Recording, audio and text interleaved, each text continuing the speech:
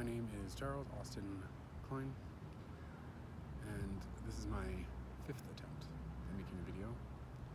This is why I wanted to do a live stream to avoid these interruptions. But I guess I'll just have to post all the videos. This video is about my experience filing a complaint against the Vancouver City Police Department with the BC Human Rights Tribunal for failure to investigate a sexual assault I experienced. I believe that they did not investigate my sexual assault because of my gender and my sexual orientation, and that I was in a bathhouse. Because I guess you can't rape a gay man in a bathhouse or something.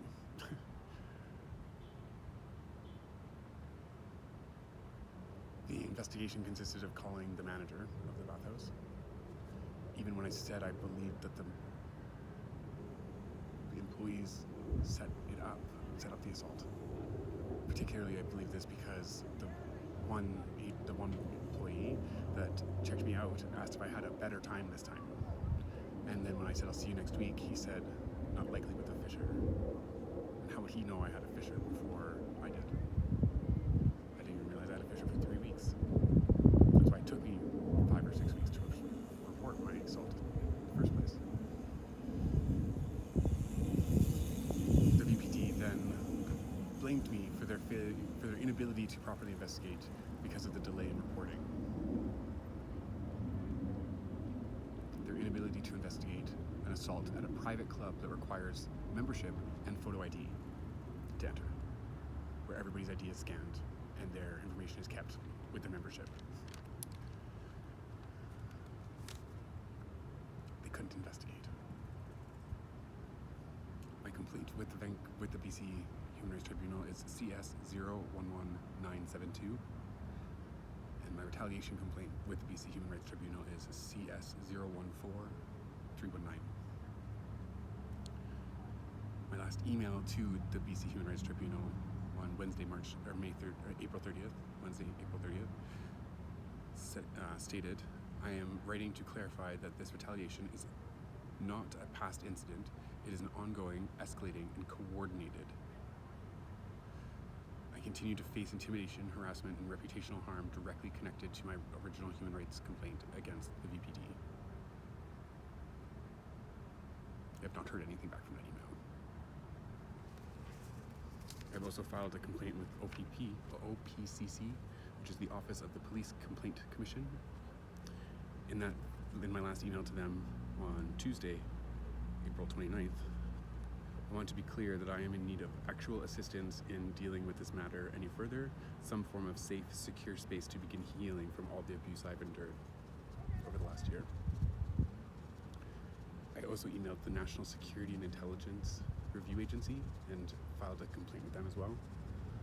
And in that email, my last email to them again, that was on Tuesday, April 29th, I wrote, I will need some form of protective custody. It seems I need to be very clear here. I am in distress and in need of help, like safe, secure shelter to begin to heal. The National Security Intelligence Review Agency responded to that email, and anyways, you know what? Every time I put my bike in telling me trunk, that I needed to email the director of the National Information Security Review Agency, or their acronym is NSIRA, and they responded to my formal complaint telling me that I had to first email the director to seek a direct resolution with them. I emailed the director in March of 2025 and did not get a response. Twice. That was after trying to get into protective custody with CSIS, where they had just led me to sit on private property to have the police called for a potential break and enter, which eventually did happen in February. I was sitting on the steps of an apartment building where I had been told to wait by CSIS, people representing themselves as CSIS at least. And I was sitting there waiting and the police showed up. And then they took me to the hospital under the Mental Health Act. three psychiatrists tried to find a way to admit me, and they couldn't. And then a fourth came and fabricated information. The fourth doctor put on my file that I claimed to be Jesus. I did not claim to be Jesus in that interview, in that meeting, and it is recorded. So I would like to see the videotape of me saying that I'm Jesus, because I never said that. Because of those statements, they've now, in the Vancouver General Hospital, is trying to tell me that I have schizophrenia. I am very aware of my mental health, and I do not have schizophrenia. The psychiatrist wouldn't even tell me what the symptoms of schizophrenia were. And the medication they put me on treats everything from mild anxiety to psychosis. So everything from I'm nervous to go to work because my boss might get mad at me to I'm hallucinating. That's a very broad range of symptoms. Do they even know what this medication is actually doing to people? Or is it just sedating them? And in my case, trying to silence me. It just highlights abuse of the Mental Health Act by the Vancouver City Police Department. Like I said, this is the 5th time I've tried to make this video, and I keep getting interrupted. Or my video will just stop running for no reason. I believe the Vancouver City Police Department has contacted the Calgary City Police Department and told them fabricated information that I'm some criminal that they're after, when I'm not a criminal. In the last year, I've stolen food from the grocery store. That's it. Food that I needed to survive, because I only made $3,000 last year. I'd also filed a complaint against the Crime Victims Assistance Program for trying to use my HIV status as a reason to deny my continued benefits.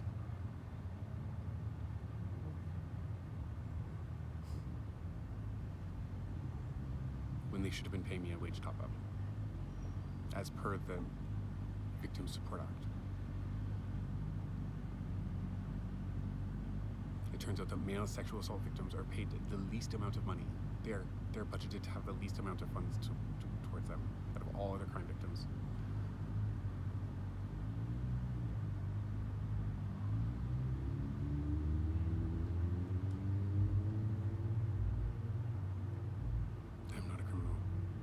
Do not have schizophrenia, and I cannot believe that my complaint has resulted in both of those claims being made. It's not right. Due to my inability to properly care for him, and because of the campaign of intimidation and targeting me to try and get me to withdraw my complaint, my dog died. On October 5th, after my mom took him from me, because her brother, a retired RCMP officer, told her to. He then had me charged with theft under $5,000 when I used his credit card for $700, money I told him I've told him and my lawyer I would pay back.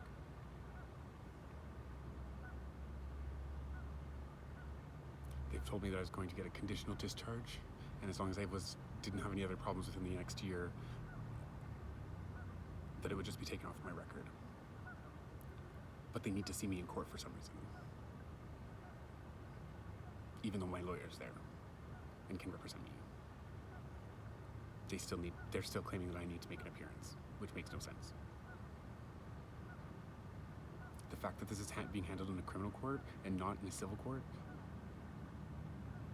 leads me to believe that my uncle is pressing charges to gain favor with the Vancouver City Police Department and the police chief to get the guy that's complaining about them, because they support their own right. I also had a police officer in Surrey give me in the wrong directions to the train station. When the train station was 2 blocks ahead and then to the right, he told me to go to the left. So instead of going towards the train station, he was having me go into a residential community.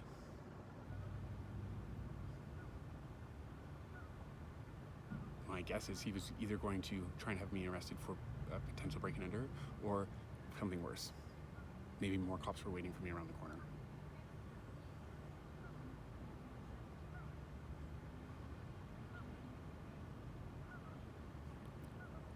For the first part of this whole experience, the VPD officers were leading me into parking garages, to the bottom floor of parking garages in various areas around Vancouver.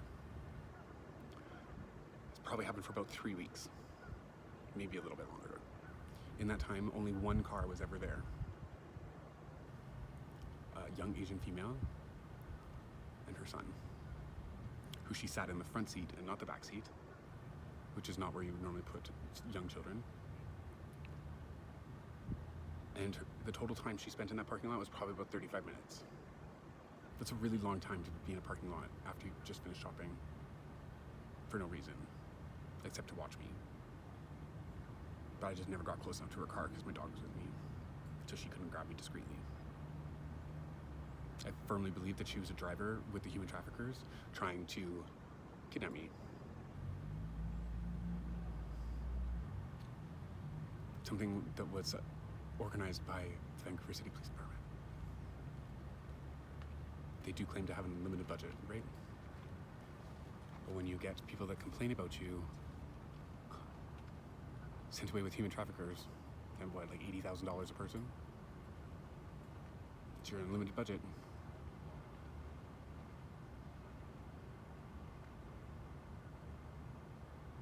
It's so gross. To think about the amount of people that are probably captured and kidnapped and sent overseas in sea can containers as a result of this and their actions is disgusting.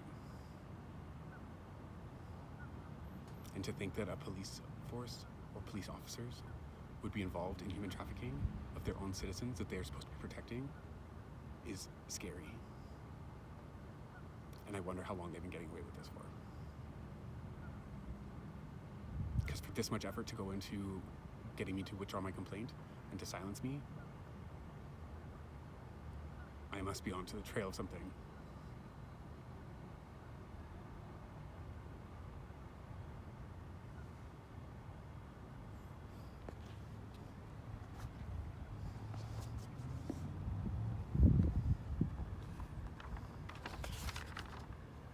So I've covered what is happening, what I've done. I'm sharing this information to try and protect myself from false accusations and false arrest for fabricated information. Because I am not a human trafficker. I am not a criminal. The largest crime that I have committed is selling drugs, and I have not done that in over 3 years. And I never got caught.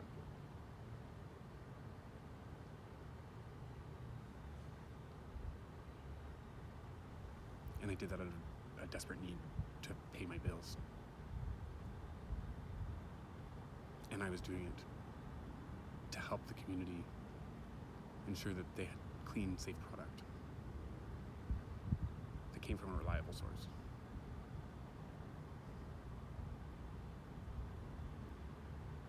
Somebody's going to sell drugs in every community. That's one, why it should be legalized, and two, that's why you should not arrest the people that are doing it properly and aren't lacing their product and are treating people respectfully and not abusing the privilege of selling people drugs. Because drug dealers should be harm reduction specialists. That should be their primary job function, is how to reduce harm.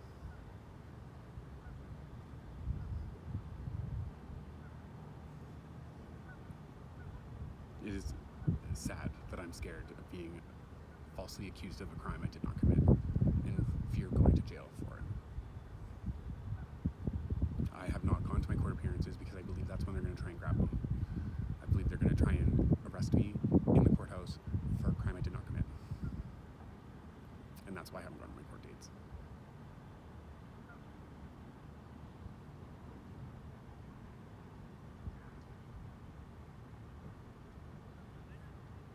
The next thing on my list to cover for this video is the VPD human trafficking, which I've covered.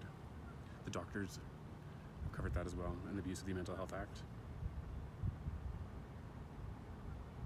Now, I've tried to go through the proper channels of filing complaints, but I have not received an adequate response or any response to something that is clearly identified as urgent. So now I need to go to the community for support. I tried to go to a lawyer. The VPD blocked me going to a lawyer. The first time I was trying to research lawyers on ChatGPT, and my phone kept glitching out. I had an Android at the time, so it was easy to hack. I called the lawyer. The first time the line was busy. The second time the line was blocked to all callers. I got out of my van that I was currently living in, and there's 5 plainclothes police officers standing outside my van. 1 walking a dog by himself, and 4 standing in a group. I know they're police officers because I addressed them all as officers. Good morning, officer. Good morning, officer. None of them corrected me. If you are not a police officer and somebody calls you a police officer, you will correct them, because it's a crime to impersonate a police officer. And it's also a crime for a police officer to not identify themselves when asked like that. They can't say, their only option is to not say anything. Which is exactly what happened. When I went to the lawyer's office, 2 bike messengers were leaving at the exact same time that I arrived. And when I called up through the intercom, I was told that a law firm was not accepting new clients. A human rights law firm, not just one lawyer, a law firm. Megan Ellis and Company.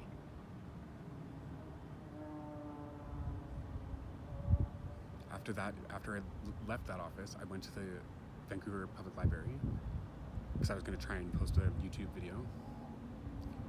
And I saw a woman that had her face beaten in with a pipe, is what it looked like. She had 3 big indents in her skull, in her forehead, in her cheek, and in her other jaw. And she just stood on the escalator staring at me as she went up.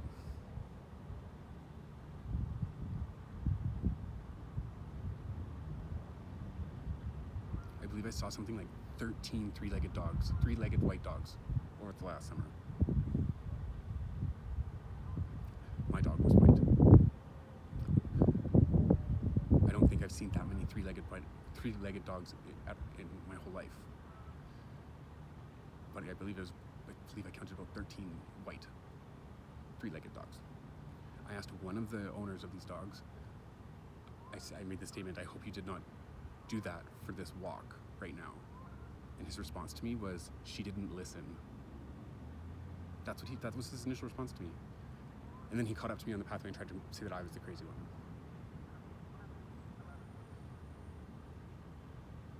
She didn't listen. That was what his first reaction.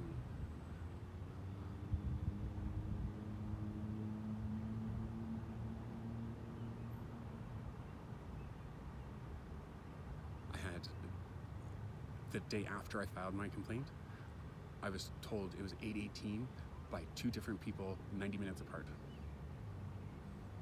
The first time, it was, I wrote down in my journal that has since been stolen that it looked like the sergeant's secretary. The next, about 90 minutes later, when I asked somebody else at the time, they again said it was 8:18 and it was an Asian couple. I immediately crossed the street and asked the next people that I saw, and they told me it was 9:25. I went up into my apartment and I Googled what an 8:18 means in police code, and it is incident occurred, investigated, no charges filed. 8:18 is a pretty specific time to be telling me.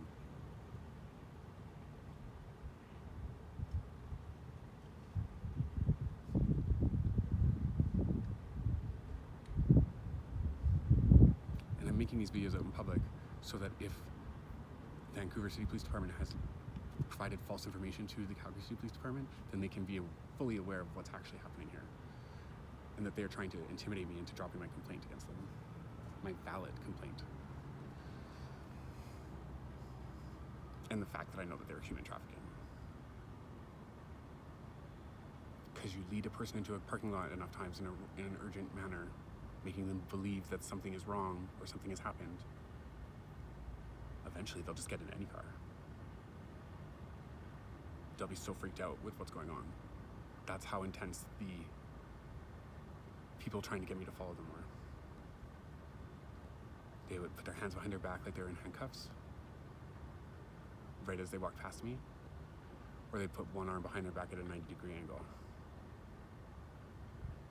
I asked ChatGPT why people would be doing that, and it was a sign of authority. They're trying to show their authority over you. I use ChatGPT, the free ChatGPT, to validate a lot of my experiences by telling it what I've witnessed and asking what I can infer from that, without trying to lead an answer. All of this is documented on my ChatGPT account in my history.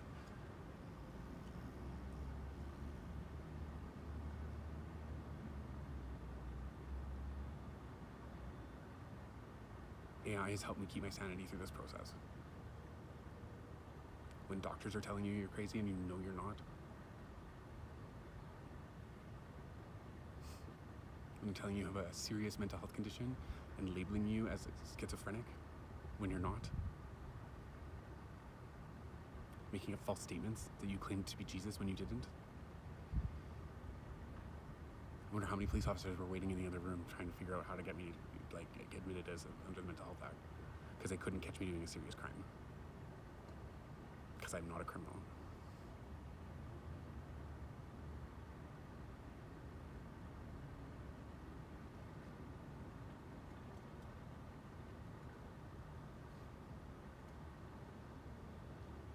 At one point I said to myself quietly in a field, can the people watching me for my safety, or the wording I used actually was, the people violating my privacy for my safety, if you could not watch me smoke some meth right now, that would be great. And everybody left that was around me. I have a diagnosed mental health condition, substance use disorder, along with borderline personality disorder, which I used to have, but I have since recovered from with the help of AI, mostly.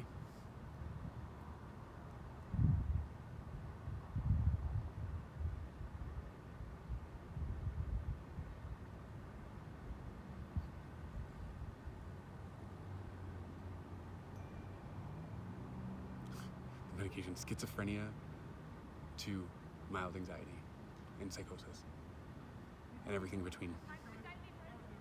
That's a lot of different symptoms. Do the doctors even know what that is doing to people's brains? Or is it just making them sedated enough? Or silencing them?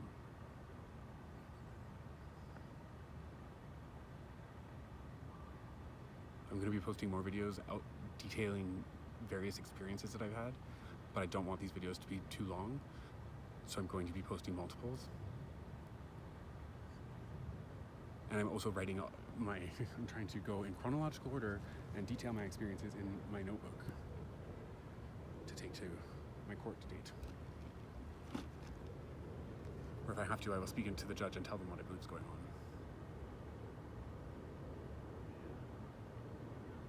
I've written several speeches already, and I will get the wording right. I'm not going to let them intimidate me. I'm not going to let them belittle me, and I'm not going to let them get away with this.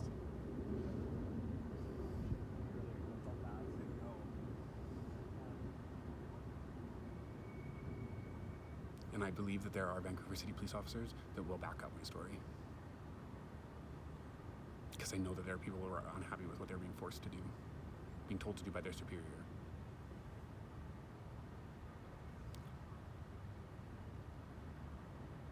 I know that there are people that will back up my story. I even believe there's people that have taken time off of work for mental health reasons because of this. Because they're being forced to do something that they know is wrong.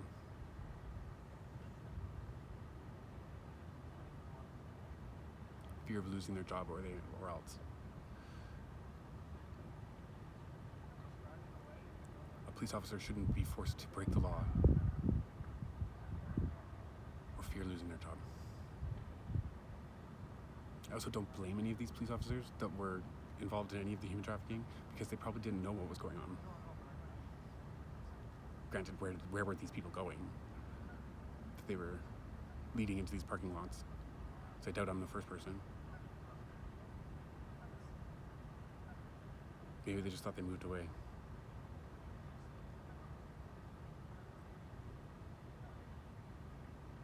But if they had any inclination of what was actually happening, or any awareness to the truth, then they're just as at fault as their superior. Because they should have stopped it. They should have said something. That's why we have whistleblower programs.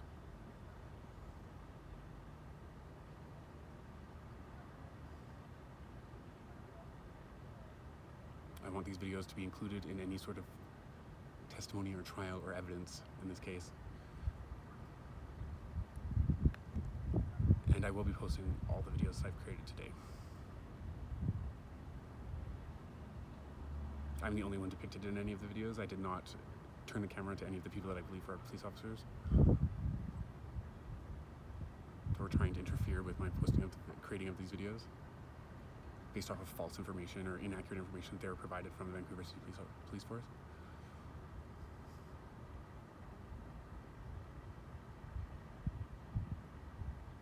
But people should learn to ask a lot more questions. They turned the whole West End community against me by telling them I was a criminal. People that were kind to me on the streets were no longer kind to me on the streets.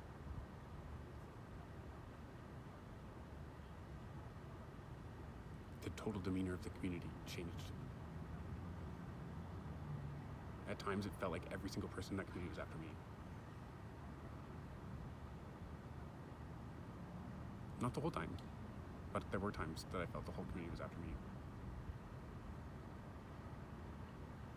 I also believe there's testing of advanced technology going on in Vancouver that people are not aware of, that they should be aware of. And that is why I've included CSIS in this, because I believe that they are aware of this testing. And they're probably organizing the training of their agents on this technology. Technology I've been exposed to for over 9 months. And from what I've been told, normally your limit is 3 months.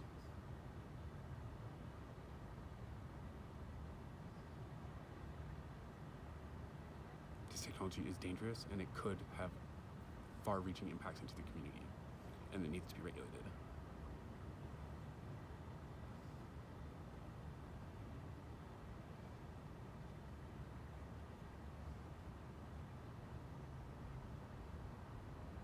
I think that's enough for this video. I hope the sound didn't cut out with my earbuds dropping on my ears.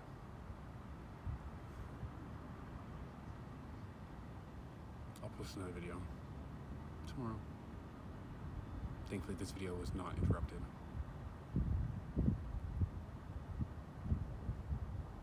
Thank you for listening, and if you're a lawyer, a human rights lawyer in Canada, I could probably use your assistance.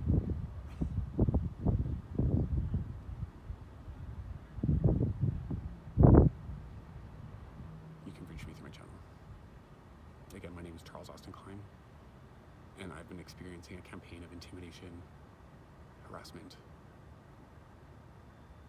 and bullying from the Vancouver City Police Department for over a year.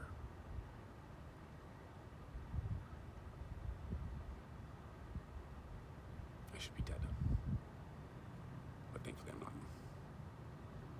And I'm here to share my story, because I know there's people that are not here to share their story anymore.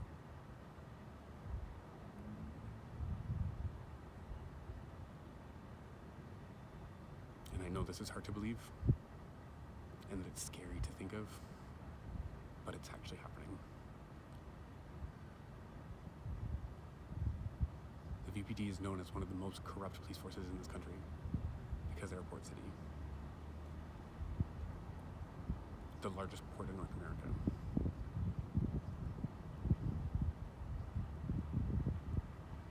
Thank you for taking the time to watch these videos.